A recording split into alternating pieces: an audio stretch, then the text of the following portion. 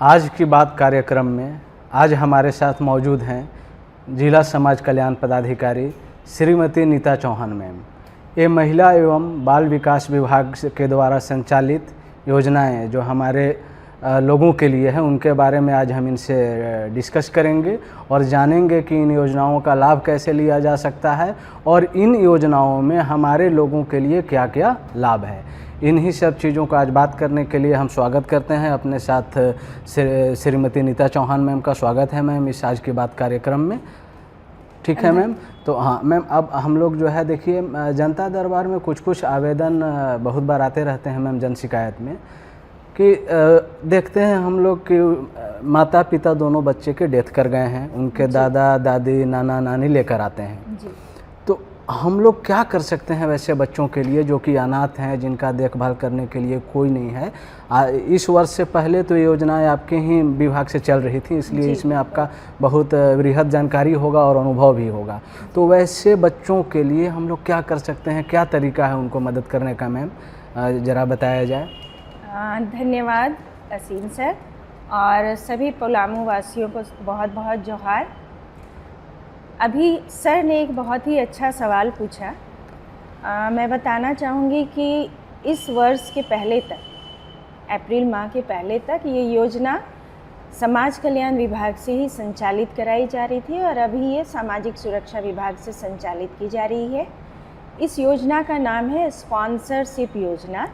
इसमें यदि कोई भी बच्चे के माता या पिता में से कोई एक की मृत्यु हो गई हो या दोनों की मृत्यु हो गई हो या उनके माता पिता जो बच्चे के हैं वो किसी गंभीर बीमारी से पीड़ित है।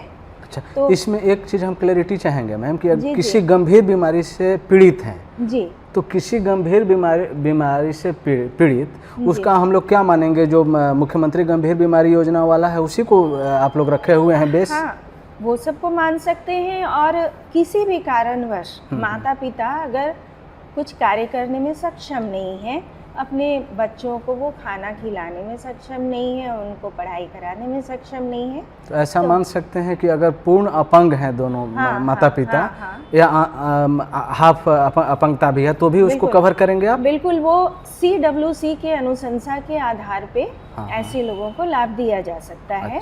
तो इसमें हम लोग उनको प्रति माह 4,000 रुपये की राशि प्रदान करते हैं। ये अधिकतम प्रति माह 4,000 है? प्रति माह 4,000 रुपये की राशि एक बच्चे को, और अधिकतम 3 बच्चे को हम लोग प्रोवाइड करते हैं। अच्छा, इसमें क्या है कि हम लोग मिनिमम 3 साल तक उसको प्रोवाइड करते हैं 4,000 रुपये की राशि, और अगर उस पर सक्षम पदाधिकारी का आदेश प्राप्त होता है तो हम लोग आगे भी इसको प्रदान करते हैं। पर इसमें आयु की अधिकतम सीमा 18 वर्ष है। अच्छा, जब वो बालिग हो जाएंगे उसके बाद आप लोग नहीं देंगे? नहीं। लेकिन अगर नाबालिग हैं तो आप लोग देंगे। लेकिन इसमें एक चीज़ हम जानना चाहेंगे मैम कि आपने 3 वर्षों तक के लिए तो उनको दिया जी, ठीक है जी। तो 3 वर्षों के बाद का स्थिति आप लोग क्या समझकर छोड़ देते हैं कि 3 वर्षों के बाद वो अपने आप को हैंडल कर लेंगे या कोई देखभाल कर लेगा, या फिर क्या सोचकर ऐसा किया जाता है? कभी कभी ऐसा भी होता है कि बच्चे अगर बड़े हैं मान लीजिए और वो कुछ अर्निंग करने लगे हैं, या उनके माता पिता में से कोई एक सदस्य अगर बचे हुए हैं या जो उनकी परवरिश कर रहे हैं, वो लोग अगर सक्षम हो जाते हैं तो हम लोग ये मान के चलते हैं कि 3 साल हम लोग दिए बच्चे को और एक अच्छी खासी रकम उनको मिल जाती है। तो अब वो स्टेबल हो गए होंगे। अब अपने परिवार का भरण पोषण पालन पोषण, अगर अनाथ बच्चे हैं तो खुद से भी कुछ अगर कर पा रहे हैं तो ठीक है, और अगर जो गार्जियन नहीं ध्यान ले पा रहे थे, ऐसी उनके साथ हो सकता है परिस्थिति हो, मानसिक तौर से ही बहुत विकलांग हो कि न ख्याल रख सकें, या पूर्ण डिसेबिलिटी हो या अन्य तरह का भी चीज़ हो जिसमें आप लोगों ने CWC ने जज कर लिया कि ये नहीं ख्याल रख सकते हैं जी, तो उस परिस्थिति में आप लोग 3 साल तक देंगे। जब लगने लगेगा आप लोग को, या फिर ऐसे भी जब लगेगा कि अब इन लोग स्टेबल हो गए हैं कर लेंगे तो आप छोड़ देंगे? तो 3 साल के बाद देने का प्रावधान नहीं है? 3 साल के बाद वो फिर विशेष परिस्थिति में उनको दिया जा सकता है। अच्छा, विशेष परिस्थिति में जी। तो अगर इसको हमको ऐसे आप क्लियर करें कि एक बच्चा जो है अपनी दादी के साथ आया, बिल्कुल। दादी के साथ आने के बाद वो हमको बताया कि देखिए ऐसा ऐसा स्थिति हाँ, है, हाँ, मेरा जो नाती है जी। वो 6 साल का है हाँ, और इसका देखभाल करने के लिए कोई नहीं है, हम बुजुर्ग हैं, हाँ, तो हम इसको कहाँ लेकर जाएं, कहाँ आवेदन दें, हमको फॉर्म कहाँ मिलेगा और जी। कितना दिन में आप हमको यह सुविधा हाँ। दे पाइएगा, जी। इसके बारे में कुछ ये बताइए। फॉर्म ऐसे हम लोगों के पास मिलता है, CWC के पास भी है, चाइल्ड हेल्पलाइन वालों के पास भी है, सामाजिक सुरक्षा विभाग में भी है। कहीं भी अगर जानकारी मिलती है तो वो फॉर्म हम लोग उनको अवेलेबल कराते हैं।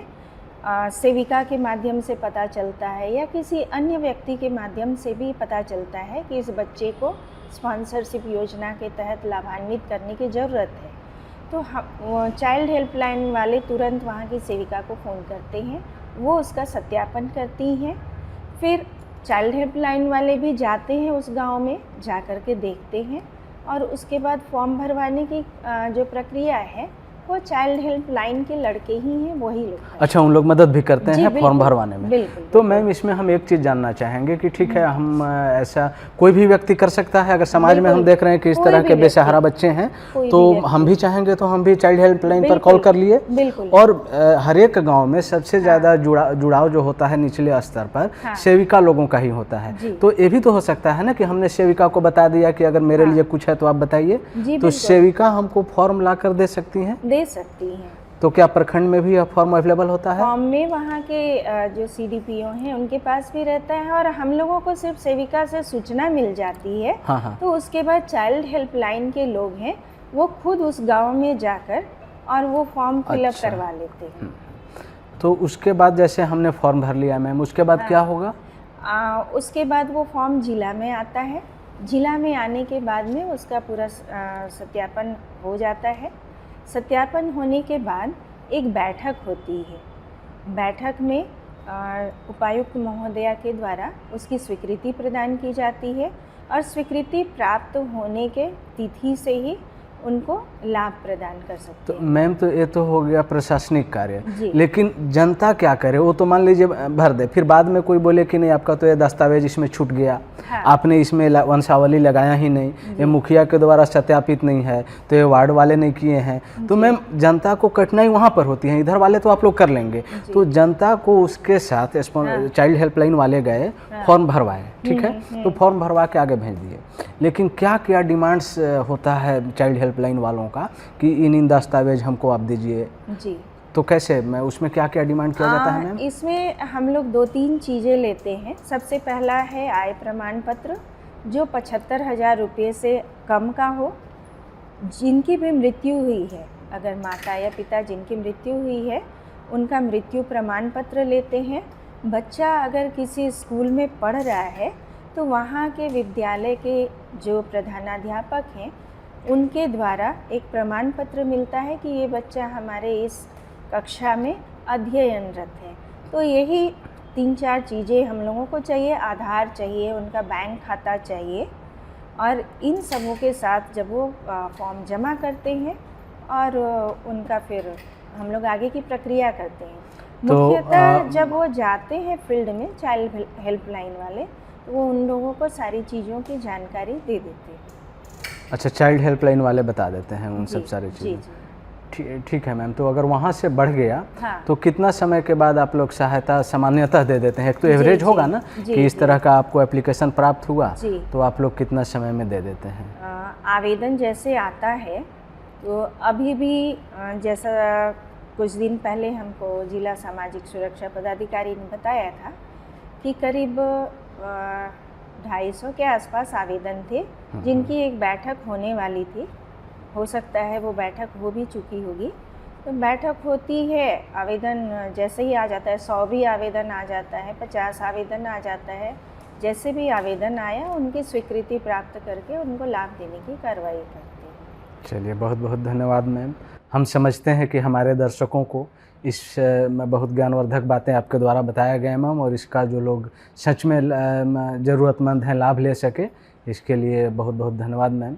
और एक चीज़ आप हमें बताइए कि जिला समाज कल्याण जो कार्यालय है आपका, या महिला एवं बाल विकास विभाग के द्वारा बहुत सारी योजनाएं चलाई जा रही हैं जनता के हित में, लोगों के हित में। मैम, ये बात करने के दौरान में एक चीज़ और हमको ध्यान में आ गया, जिस पर बहुत ज़्यादा अत्यंत आवश्यकता है ध्यान देने की। उसमें है कि कुछ लेडीज़ लोग आती हैं और वो घरेलू हिंसा की शिकार होती हैं। ऐसा उन लोग आकर बताती हैं कि हमारे घर में ऐसा ऐसा सिचुएशन है, हमको पति भी ध्यान नहीं दे रहे हैं, सास ससुर भी हमारे ध्यान नहीं दे रहे हैं। तो क्या उन लोगों के लिए भी कुछ आपके पास ऑप्शन है कि कैसे किसी तरह से मिला दीजिए, या कुछ सहायता कर दीजिए, सुलह करा दीजिए, या नहीं रहना चाहते हैं तो कोई लीगल हेल्प कर दीजिए? ये सब इसमें क्या है मैम? बिल्कुल सर, ये आपने बहुत ही अच्छी बात उठाई है। भी हमारे यहाँ सखी वन स्टॉप सेंटर संचालित है, और यदि किसी महिला के साथ इस तरह की कोई भी घरेलू हिंसा, चाहे वो शारीरिक रूप से हो या किसी भी प्रकार से हो, वो महिलाएं आती हैं, उनकी सबसे पहले काउंसलिंग की जाती है। अगर काउंसलिंग के माध्यम से ही कोई परिवार हमारा सही हो जाता है, तो दोनों वाइफ हस्बैंड को बुलाकर काउंसलिंग की गई। यदि किसी को अपने सास ससुर से प्रॉब्लम है तो उनकी काउंसलिंग की गई, और वो महिला घर जाने के लिए तैयार हो जाती है, उनको घर भेज दिया जाता है। यदि किसी को पुलिस सहायता की आवश्यकता होती है तो वो भी सुविधा उनको प्रदान की जाती है। किसी को विधिक सहायता की ज़रूरत है तो उसकी सहायता भी प्रदान की जाती है। हमारे यहाँ पे 2 लोग सखी वन स्टॉप सेंटर में डिप्यूटेड भी हैं। अच्छा। हाँ, डालसा की तरफ से। अच्छा। और इसके अलावा यदि उनको चिकित्सकीय सहायता की ज़रूरत पड़ती है तो इसके लिए भी हम लोग हॉस्पिटल में उनको पहुंचाते हैं। बहुत बार ऐसा होता है कि उनको मारपीट करके भेजा जाता है, तो हम लोग उनकी सहायता करते हैं। और सबसे बड़ी चीज़ कि सखी वन स्टॉप सेंटर में उनको 10 दिन हम लोग फ्री ऑफ कॉस्ट रहने की सुविधा प्रदान करते हैं। अभी ऐसा है कि हमारे यहाँ बालिका गृह पहले संचालित था, सामाजिक सुरक्षा विभाग की तरफ से, अभी चल रहा है। वो बालिका गृह नहीं है, इस कारण से 18 वर्ष से कम उम्र की भी जो बच्चियां हैं उनको भी हम लोग अपने पास रखें। अच्छा, तो मैम अभी तो बात के दौरान में आपने 7 चीज़ों को बताया सिलसिलेवार ढंग से। तो हम एक चीज़ जानना चाहेंगे मैम कि लोगों को तब तक विश्वास नहीं होता है जब तक वो सुन न लें, देख न लें। तो पहली बात जो आपने बताया कि आपने काउंसलिंग, आपका टीम जो है काउंसलिंग कराती हैं और चाहती हैं कि पति पत्नी अलग ना हो, दोनों साथ में रहें। तो आपका तो इतना वर्षों से अनुभव है, इस काउंसलिंग के आधार पर कितने, शायद आंकड़ा आपको याद हो भी ना, ये तो बहुत मुश्किल बात है, लेकिन एक चीज़ आप हमें बताएं मैम कि काउंसलिंग का फ़ायदा लोगों को होता है? कुछ केस एग्जाम्पल्स हैं, बिना नाम लिए अगर आप जिक्र कर सकते हैं तो थोड़ा बताएंगे, 1-2 परिवार का जिनको आपने किया। उनको फ़ायदा होता है, और हम आपको ये बताना चाहेंगे कि हमारे यहाँ पे 345 मामले आए सखी वन स्टॉप सेंटर में।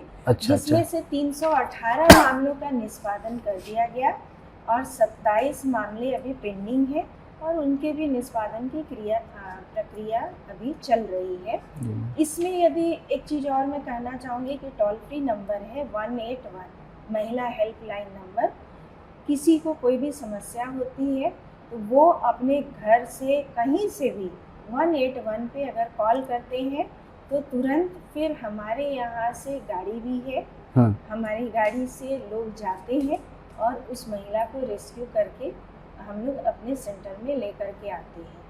181 पे जब भी कोई महिला कॉल करती है तो ये नामकुम में हमारा ये राज्य स्तरीय वहाँ पे कंट्रोल रूम है। हाँ मैम। हाँ, तो कंट्रोल रूम से अगर कुछ बहुत ज़्यादा ज़रूरी है उसको 112 पे, ये आपातकालीन नंबर है, उस पर ट्रांसफ़र किया जाता है।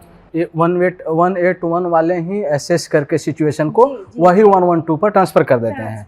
लेकिन अगर एक कोई घरेलू हिंसा से पीड़ित लेडीज है, औरत हैं, तो या फिर लड़की हैं, तो 181 पर वो कॉल करेंगे, आप लोग तुरंत क्विक रिस्पॉन्स देंगे उनको। बिल्कुल बिल्कुल। तो ये तो हुआ मैम। काउंसलिंग वाला करके अगर कुछ आपको ध्यान में आ रहा है कुछ लोगों को? हाँ, सुविधा काउंसलिंग के लिए हम लोग देखे हुए हैं, बहुत तरह के लोग आते हैं। अभी मेरे पास बाय नेम कुछ भी ऐसा है नहीं, और डाटा हम इसका कोई बात नहीं बता देंगे, बस आपका अनुभव चाहते हैं। अनुभव में यही कहेंगे कि हमारा जो 70% या 80% कर लीजिए केस, हाँ। वो घरेलू हिंसा से ही संबंधित होता है। ठीक है। और उसमें से 70% के आसपास काउंसलिंग के माध्यम से ही सही हो जाता है और उनका घर बस जाता है। वाह मैम, ये तो बहुत बड़ी बात है मैम। जी। अगर लोग हेल्प लें हाँ। तो तकलीफ का निवारण है, बिल्कुल। लेकिन लोग घर में ही घुटते रहें तो हाँ। उसका तो कोई इलाज नहीं है। लेकिन अगर आप चाहें हाँ। तो आपको हेल्प मिलेगा। आप जैसा बता रही हैं कि 100 केस है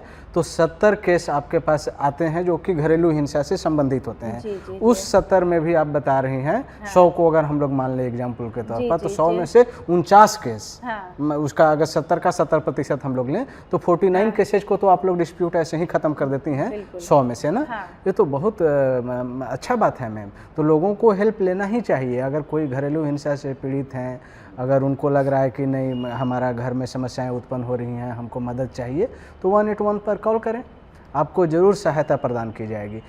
और दूसरी बात एक चीज़ जानना चाहेंगे मैम कि ठीक है हम 181 पर तो कॉल कर दिए, मेरे पास पैसा तो है नहीं, तो आपने बताया कि आप सारा कुछ निःशुल्क उसको देंगे, गाड़ी आप भेज देंगे, आपका जो क्विक रिस्पॉन्स टीम होगा वो गाड़ी भेजेंगी, आप उसका काउंसलिंग करेंगे, सब करेंगे। इट मीन्स कि मेरा कोई पैसा खर्चा नहीं होगा? नहीं, बिल्कुल कोई पैसा खर्च नहीं होगा। उनको हम लोग वापस ले जाकर उनके घर भी छोड़ते हैं। कुछ केसेस में ऐसा भी हुआ है कि वो लोग घर गए और बाद में फिर से उनको प्रताड़ित किया गया अगर, तो फिर से उनका कॉल आया, हम लोग पुनः काउंसलिंग किए और उसके बाद में हम लोग पुलिस के पास भी लेकर के जाते हैं, थाना, महिला थाना। हाँ, दूसरा हाँ, वो भी आकर के समझाती हैं। तो हम लोग ये देखे हैं कि ऐसा जो कुछ केसेस आता है वो भी सही हो जाता अच्छा, है। सेकंड स्तर जो आपने जो हाँ। सेकंड पॉइंट डिस्कस किया था मैम कि जी, जी। पुलिस के द्वारा भी आप लोग सहायता प्रदान करवाते बिल्कुल, हैं। बिल्कुल। तो जो औरतें, जो लड़कियां डरती होंगी कि नहीं नहीं हम खुद पुलिस के पास नहीं जाएंगे, जी। उसके लिए एक संबल के तौर पर आप वहाँ प्रशासन खड़ी रहती साथ में हैं है। और आप जाते हैं कि नहीं आपको चिंता करने की बात नहीं है, हम आपके साथ हैं, हम वहाँ जाएंगे। जी, बिल्कुल। ये तो बहुत अच्छी बात है मैम। और विधिक सहायता भी तो जो सारा कुछ है ये तो निःशुल्क है, फ्री ऑफ कॉस्ट है। हाँ, हाँ।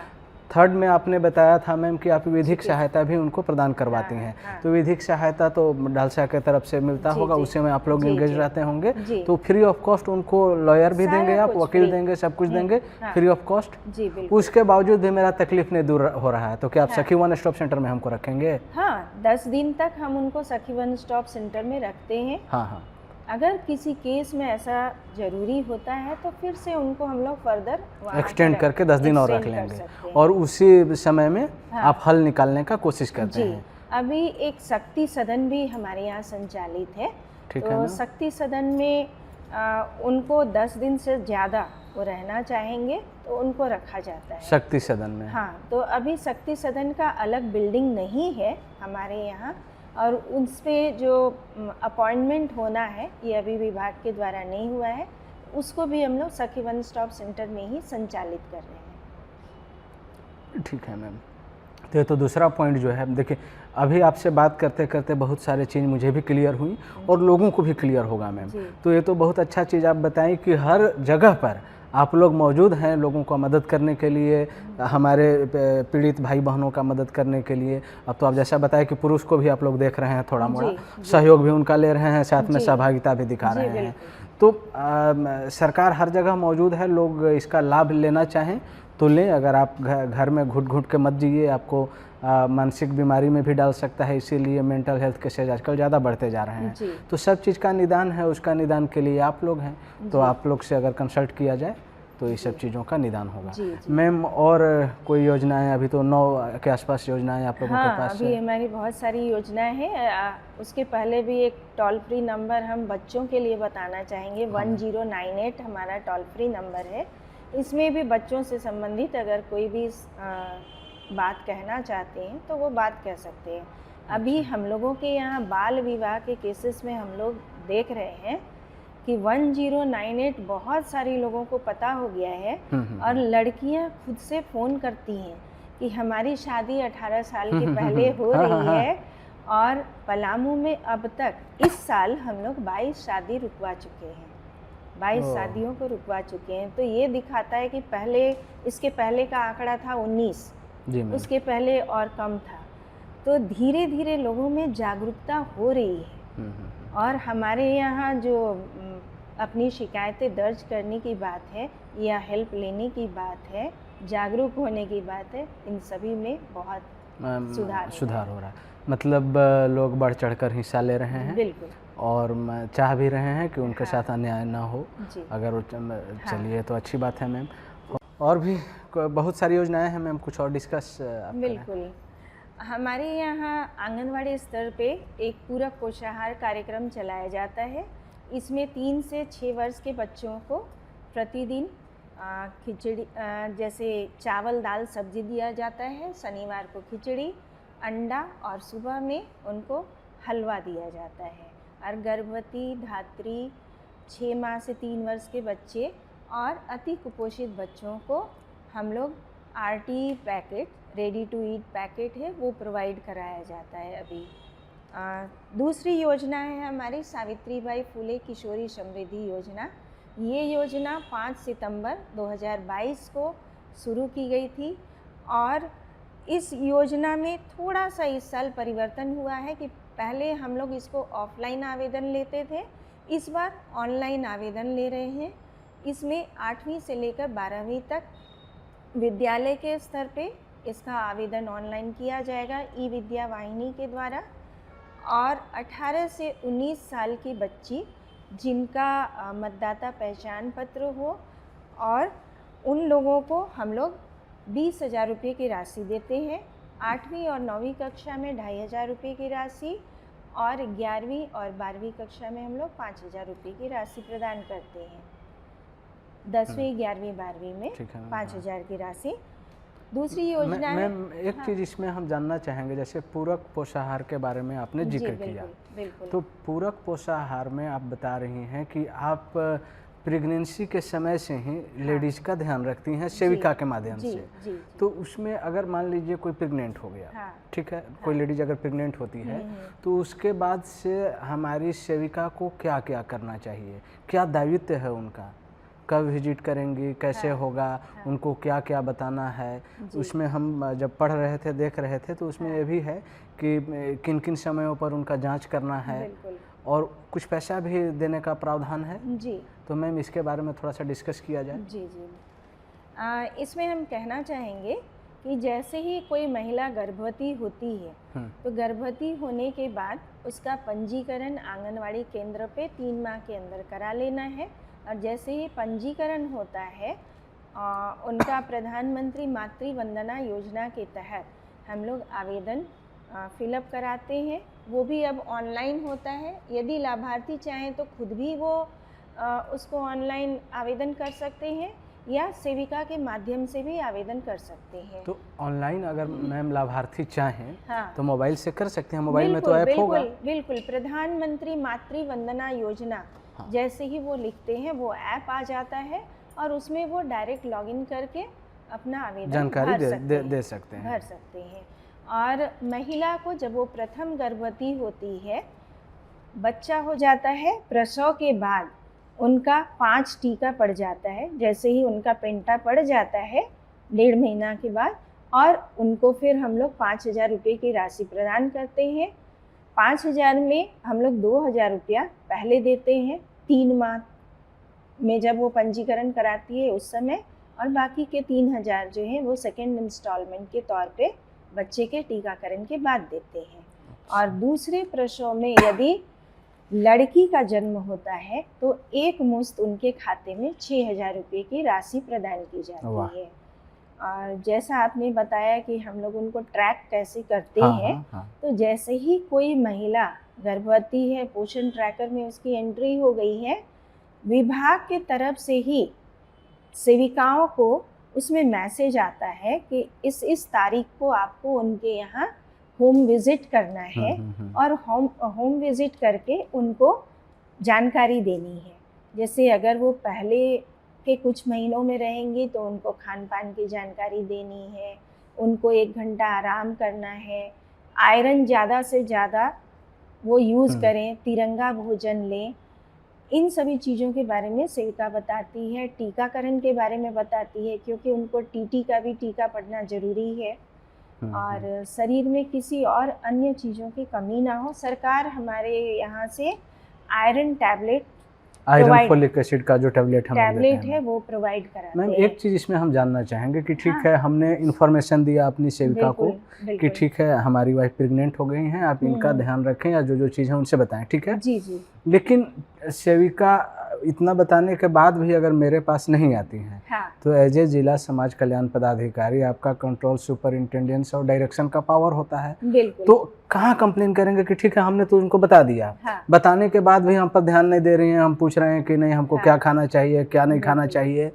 बिल्कुल। उसके बारे में तो क्या आपसे उन लोग बात डायरेक्टली कर सकती हैं, बता सकती बिल्कुल। हैं कि मेरे ऊपर कोई ध्यान नहीं दिया जा रहा है? बिल्कुल, वो लोग डायरेक्ट मेरे से भी बात कर सकते हैं, मेरा नंबर भी है। अगर हाँ, आप हम लोग कहें तो मैं अपना हाँ आप नंबर अपना भी दे नंबर दूं। दे दीजिए मैम। हाँ, मेरा नंबर है 7033470364।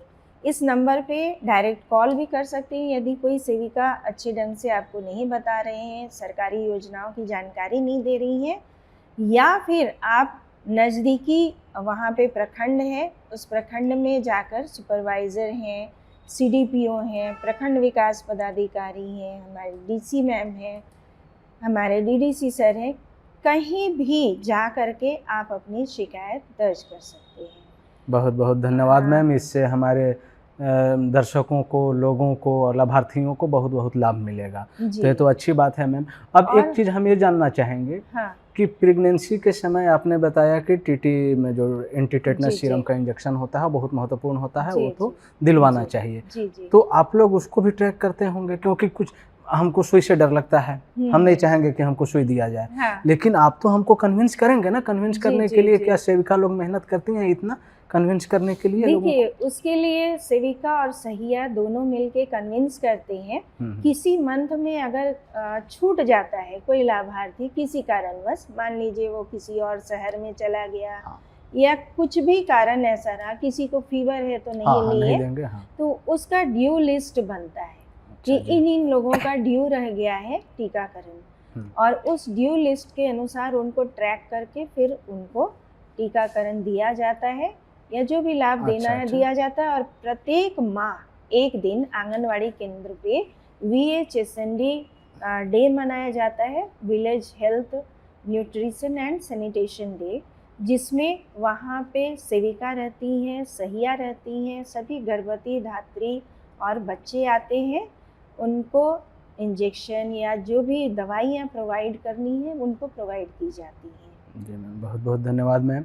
अब और इसमें हाँ हम लोग एक चीज़ और बताते हैं कि यदि कोई महिला है, उसका प्रसव तिथि अगर नज़दीक आ गया, मान लीजिए 9वां महीना नज़दीक है, तो उसके 1 महीना 2 महीना पहले से ही उनको बताया जाता है कि आप अपनी तैयारी करके रखें कि यदि हमको जाना है हॉस्पिटल तो हम अपने पास साफ कपड़े रखें, पैसे रखें, या ड्राइवर का मोबाइल नंबर हम लोग रखें, ऐसे 2 ड्राइवर का मोबाइल नंबर रखें, ममता वाहन का नंबर रखें, सहिया का नंबर रखें, सेविका का नंबर रखें, ताकि अगर अचानक प्रसव पीड़ा होती है तो वो तुरंत किसी को कॉल करें, और पैसों को भी वो इकट्ठा करके रखेंगे, क्योंकि अचानक अगर उनको जाना है तो उस समय उनको पैसों की ज़रूरत होगी हॉस्पिटल में एकदम जाने की। निसंदेह। जी। तो मैम इसमें हम एक चीज़ ये जानना चाहते हैं कि ठीक है सेविका आपका, तो क्या वो चेकलिस्ट के तौर तरीके से काम करती होंगी? एक चेकलिस्ट भी आप लोग देते होंगे, इसमें ये टिक कीजिए टिक कीजिए, चेकलिस्ट का कॉन्सेप्ट है या नहीं है मैम सेविका के पास? चेकलिस्ट है, लेकिन उसमें वो लोग थोड़ा बहुत करते हैं, हाँ। पूरी तरीके से तो नहीं कर रहे हैं, पर पोषण ट्रैकर में सारी चीज़ों की एंट्री होती है कि किस दिन उनको क्या क्या टीका दिया गया है ना। और हाँ। इसको हॉस्पिटल के द्वारा भी चेक किया जाता है, वहाँ पे रजिस्टर भी रहता है टीकाकरण पंजी हर आंगनवाड़ी केंद्र पे, और उसमें जब भी वो कोई टीका लेती हैं कोई लाभुक, उसका डेट मेंशन होता है। अच्छा ठीक है मैम। तो और होम विजिट है, मेन होम विजिट, तो होम विजिट का भी उसमें पोषण ट्रैकर में हम लोग ट्रैक कर लेते हैं। किसी दिन अगर सेविका उनका भी कुछ अपना कारण रहा और किसी कारणवश छूट गया, तो वो दिखता है कि मिस्ड होम विजिट, तो फिर सेविका से पूछा जाता है कि आप इस तारीख को होम विजिट था आपका, आप क्यों नहीं गए, वो अपना रीज़न बताएंगे। लेकिन मैम ये तो इन लोगों के लिए है जो कि पोषण ट्रैकर में या कहीं से भी आप रिकॉग्नाइज कर लिए, आइडेंटिफाई कर लिए, जी बिल्कुल। लेकिन कुछ लोग बताते ही नहीं हैं। हाँ तो वो तो पोषण ट्रैकर में भी नहीं है, आपके ऑफलाइन सिस्टम में भी नहीं है। उनके लिए ऐसा क्या मतलब डाटा कितना ज़्यादा ऐसा है जो कि आप लोग को खबर नहीं देते हैं, नहीं पोषण ट्रैकर में अपना डाटा को डालते हैं? तो ऐसा सैचुरेशन मतलब ऐसा कितना डिफरेंस कितना है मैम? देखिए अंदाज़ा? पोषण ट्रैकर में अमूमन मैक्सिमम लोगों का डाटा है, अच्छा। वो डाटा एंट्री हो चुका है।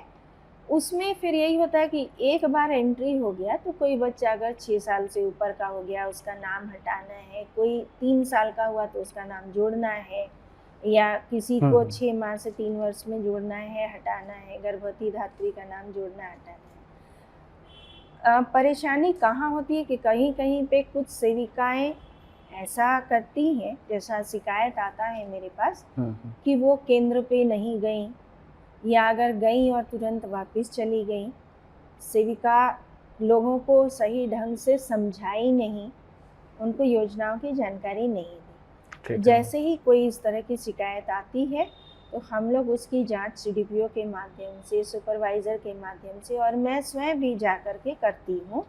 अभी कुछ दिन पहले विश्रामपुर की भी शिकायत आई थी तो मैं स्वयं जाकर उसकी जांच की हूँ। अभी 6 या 7 तारीख को की हूँ।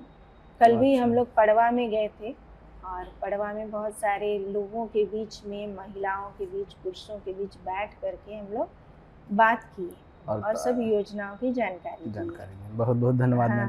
और एक चीज़ हमें जानना चाहेंगे कि बात के क्रम में आपने बताया कि आप बच्चों के ग्रोथ को भी मॉनिटर करते हैं। बिल्कुल बिल्कुल। तो ग्रोथ मॉनिटर करने के लिए आपने बताया कि हाइट जो है एज के अकॉर्डिंग है कि नहीं, वेट जो है एज के अकॉर्डिंग नहीं है, तो ये आपकी सेविका करती हैं या सहिया के साथ मिलकर दोनों कोई करती हैं? सेविका करती हैं, सहिया भी अपना करती हैं, वेट लेती हैं बच्चों का।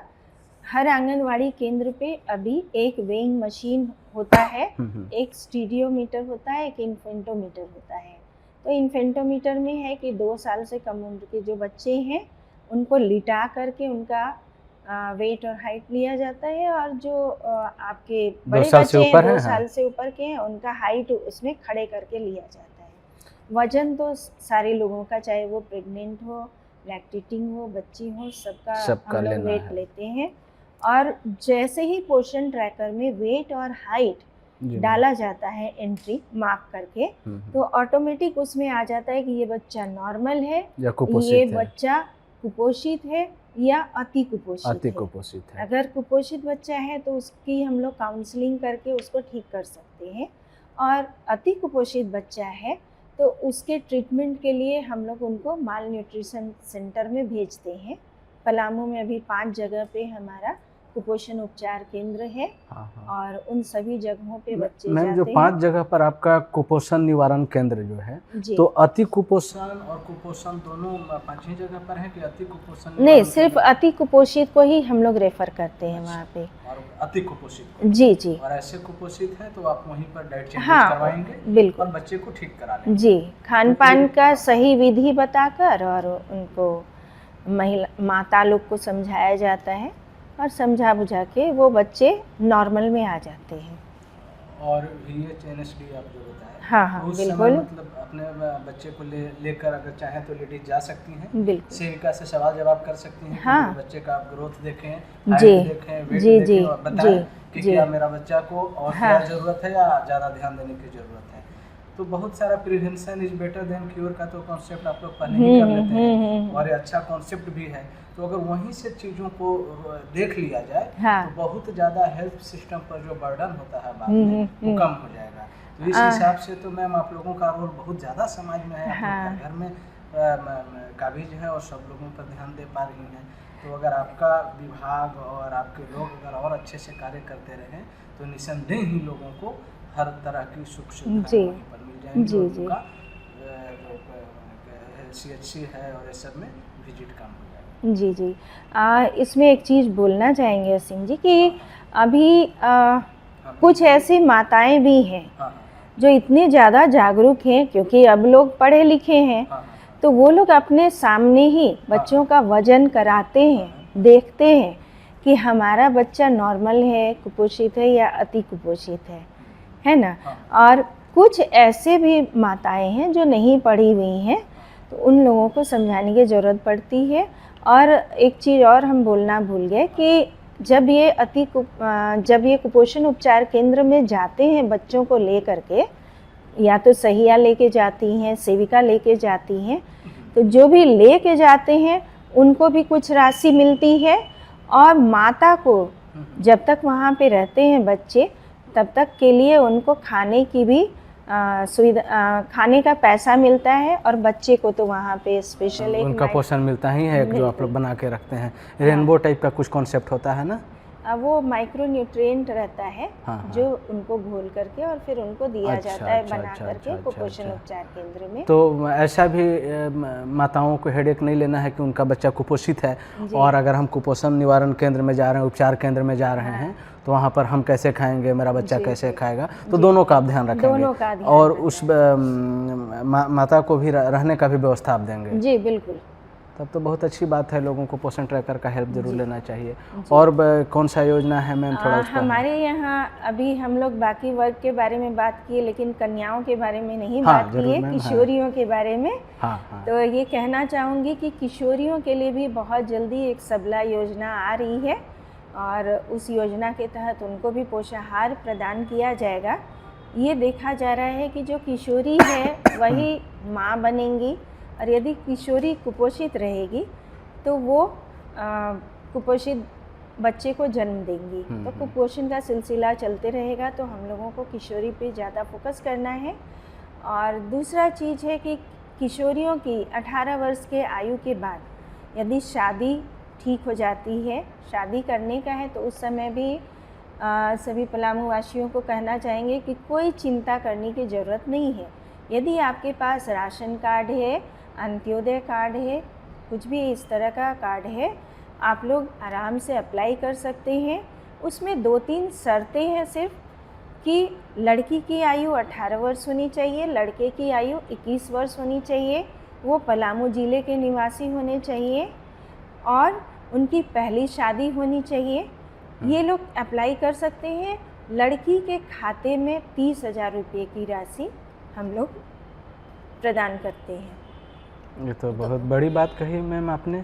हाँ। 30,000, तो इसके बारे में तो लोगों को जानकारी होगा है या कम जानकारी है? बिल्कुल नहीं, जानकारी है। हाँ। और आपको ये बताना चाहेंगे कि पलामू जिले से हमेशा हम लोग टारगेट से ज़्यादा कन्यादान कराते हैं। अक्सर ऐसा होता है कि हमारे पास फंड आया और हम लोग को जितना लक्ष्य मिला, लास्ट ईयर भी हमको 439 का लक्ष्य मिला था, उसके बाद भी हम लोगों ने और आवंटन मंगवाया और लोगों को लाभान्वित किया। इस साल भी हमारा 439 का जो लक्ष्य है, उस लक्ष्य के विरुद्ध हम लोग 350 को लाभ दे चुके हैं अभी कन्यादान योजना के तहत, और भी आवेदन हमारे पास हैं। बहुत जल्दी हम लोग सैचुरेट कर लेंगे अपना लक्ष्य को, और उसके बाद फिर से हम लोग और आवंटन की मांग करेंगे। तो सभी लोग अभी भी अपना आवेदन दे सकते हैं। एक और योजना अभी हमारे माननीय मुख्यमंत्री जी ने बहुत ही अच्छी शुरू की है, वो है विधवा पुनर्विवाह योजना। ये मैम जो मुख्यमंत्री सर ने शुरू किया विधवा पुनर्विवाह योजना जी, तो ये पहले नहीं था क्या? ये पिछले 3 वर्ष से ही स्टार्ट हुआ है। पिछले 3 वर्ष में सबसे पहले हम लोगों को टारगेट दिया गया था 2, और पलामू जिला दोनों हम लोग जो लाभ देने का था हम लोग लाभ दिए 100%। फिर पिछले वर्ष हम लोगों को 5 का लक्ष्य मिला, और हम लोग 5 पूरा किए, 100% हम लोग लाभ दिए। बहुत सारे जिले नहीं दे पाए। लक्ष्य वहीं से निर्धारित होता है? स्टेट से ही निर्धारित होगा लक्ष्य। और दोनों बार जो है आप मतलब जितना लक्ष्य मिला वो कंप्लीट कर लिए। तो ये तो हम लोगों का उपलब्धि ही में इस जिले का। इस बार भी हम लोगों को 5 विधवा पुनर्विवाह का लक्ष्य मिला है, जिसमें से अभी हम लोग 1 का लाभ दिए हैं। दूसरा हमारा सिर्फ एक कागज़ की देरी है बिश्रामपुर से मिलने की, जैसे ही मिल जाता है तो हम लोग दूसरे लाभुक को भी लाभ देंगे। तीसरा एक और आवेदन हमारा छतरपुर से आ रहा है, तो 3 तो अभी हमारे संज्ञान में है कि हमारे यहाँ लाभ मिलना है। 2 और लोगों का आवेदन कुछ लोगों के द्वारा बताया गया है, जैसे ही मिलता है हम लोग उसको भी कंप्लीट कर लेंगे। इसमें 2 लाख रुपये की राशि जो माता शादी करती है विधवा पुनर्विवाह उसके खाते में दी जाती है। शर्त यही है कि जो कन्यादान का शर्त है वो रहेगा ही, उसके अलावा उनके पति का मृत्यु प्रमाण पत्र उनको लगाना है और जब भी वो शादी करती हैं दूसरा विवाह, उस दूसरे विवाह करने के 1 साल के अंदर उनको आवेदन कर देना है हमारे यहाँ। अच्छा, शादी के 1 साल के अंदर में आवेदन कर लेना है। जी जी। और आपको विधवा के लिए ही है तो मृत्यु प्रमाण पत्र स्वर्गीय जो पति हो गए हैं आपके उनका देना होगा। जी जी। यही इसका कॉन्सेप्ट है। जी बिल्कुल। अच्छा। तो हम मैम आपसे चाहेंगे कि हमारे लोगों से अगर कुछ अपील आप करना चाहती हैं इस पॉडकास्ट के माध्यम से, तो आप हमारे लोगों से अपील करें। क्या चाहते हैं आप उन लोगों से?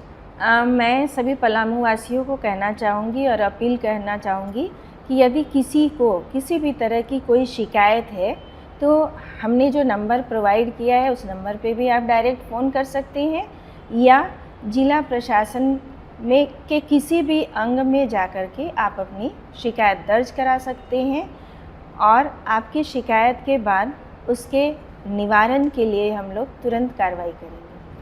बहुत बहुत धन्यवाद मैम।